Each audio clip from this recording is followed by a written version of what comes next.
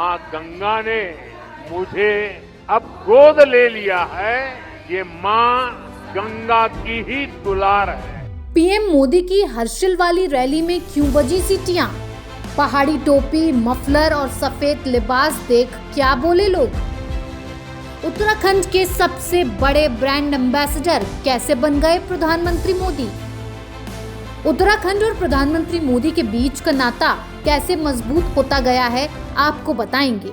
आपको ये भी बताएंगे कि प्रधानमंत्री मोदी ने उत्तराखंड को लेकर 12 महीने टूरिज्म वाला क्या प्लान तैयार किया है। लेकिन उससे पहले 2 तस्वीरें देख लीजिए।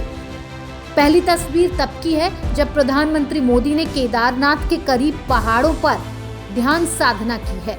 2019 में प्रधानमंत्री मोदी ने केदारनाथ के करीब गुफा में भी ध्यान साधना की थी। चुनावों के फौरन बाद उन्होंने भोले बाबा की साधना की और फिर एक संकल्प ले लिया, उत्तराखंड में विकास का, उत्तराखंड में तरक्की का। और जब 6 मार्च को वो वहां पहुंचे तो उसकी घोषणा भी कर दी। आखिर वो चाहते क्या हैं? कॉरपोरेट वर्ल्ड के साथी वे विंटर टूरिज्म का हिस्सा बने। मीटिंग्स करनी हो, कॉन्फ्रेंसेस करनी हो, एग्जीबिशंस करने हो, तो विंटर का समय और देवभूमि, इससे होनहार कोई जगह नहीं हो सकती। उत्तराखंड से प्रधानमंत्री मोदी का नाता समझना हो तो आपको कैलेंडर की तारीखों को थोड़ा पीछे ले जाना होगा। 2014 में प्रधानमंत्री बनने के बाद से प्रधानमंत्री मोदी 9 बार उत्तराखंड जा चुके हैं। साल 2025 में ही प्रधानमंत्री ने 2 बार उत्तराखंड का दौरा किया है। प्रधानमंत्री मोदी 20 अक्टूबर 2017 को केदारनाथ गए थे। फिर 7 नवंबर 2018 को प्रधानमंत्री मोदी दूसरी बार केदारनाथ पहुंचे।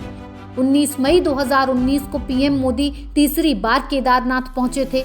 5 नवंबर 2021 को प्रधानमंत्री मोदी चौथी बार केदारनाथ के दर्शन करने पहुंचे। फिर 21 अक्टूबर 2022 को प्रधानमंत्री मोदी ने केदारनाथ और बद्रीनाथ के दर्शन किए। 12 अक्टूबर 2023 को प्रधानमंत्री मोदी ने मानसखंड का दौरा किया। 8 दिसंबर 2023 को प्रधानमंत्री Modi Uttarakhand global investors summit में शामिल हुए। 28 जनवरी 2025 को प्रधानमंत्री मोदी ने देहरादून पहुंचकर नेशनल गेम्स का उद्घाटन किया। और अब वो प्रधानमंत्री मोदी पतित पावनी गंगा का मायका कहे जाने वाले मुखवा पहुंचे और मां गंगा मंदिर में दर्शन और पूजन किया। प्रधानमंत्री मोदी ने मुखवा से हर्षिल घाटी के सौंदर्य को भी देखा और उत्तराखंड की खूबसूरती की भी तारीफ की। उत्तराखंड की सेवा का सौभाग्य मिला है। मुखवा से ही मां गंगा की डोली गंगोत्री धाम जाती है। इस बार 30 अप्रैल को गंगोत्री के कपाट खुलेंगे। प्रधानमंत्री मोदी ने मुखवा में जनसभा को भी संबोधित किया और उत्तराखंड में पर्यटन को बढ़ावा देने वाली योजनाओं पर भी बात की। प्रधानमंत्री ने कहा, उत्तराखंड में हर मौसम में पर्यटन जारी रहेगा। उन्होंने इसे घाम तापो पर्यटन का नाम भी दिया। सर्दियों में देश के बड़े हिस्से में जब कोहरा होता है, सूर्य देव के दर्शन नहीं होते, तब पहाड़ों पर धूप का आनंद मिल रहा होता है। ये एक स्पेशल इवेंट बन सकता है। और गढ़वाली में से क्या कहेंगे? घाम तापो पर्यटन। प्रधानमंत्री ने उत्तराखंड के तेजी से होते विकास की बात की। प्रधानमंत्री मोदी ने कहा, 2014 से पहले चारधाम यात्रा पर औसतन 18 लाख यात्री आते थे, जबकि 2024 में औसतन 50 लाख तीर्थयात्री उत्तराखंड पहुंच रहे हैं। प्रधानमंत्री मोदी ने युवाओं से भी अपील की कि उत्तराखंड को डेस्टिनेशन वेडिंग के लिए चुने। साथ ही उन्होंने कंपनियों से भी बिजनेस मीटिंग्स के लिए उत्तराखंड को चुनने की अपील की।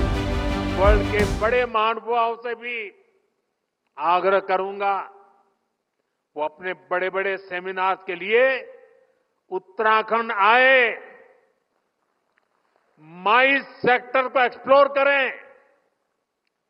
यहां आकर लोग योग और आयुर्वेद के जरिए रिचार्ज, और री एनर्जाइज भी हो सकते हैं। प्रधानमंत्री के उत्तराखंड दौरे से ठीक पहले ही केंद्रीय कैबिनेट ने प्रदेश के लिए 2 रोपवे प्रोजेक्ट्स को मंजूरी दी है। कैबिनेट ने सोनप्रयाग से केदारनाथ रोपवे प्रोजेक्ट को मंजूरी दी है। साथ ही केदारनाथ से गोविंद घाट रोपवे प्रोजेक्ट को ग्रीन सिग्नल दे दिया। रोपवे से 9 घंटे की यात्रा 36 मिनट में पूरी होगी। प्रधानमंत्री कुछ आगे का प्लान कर बयान देते हैं।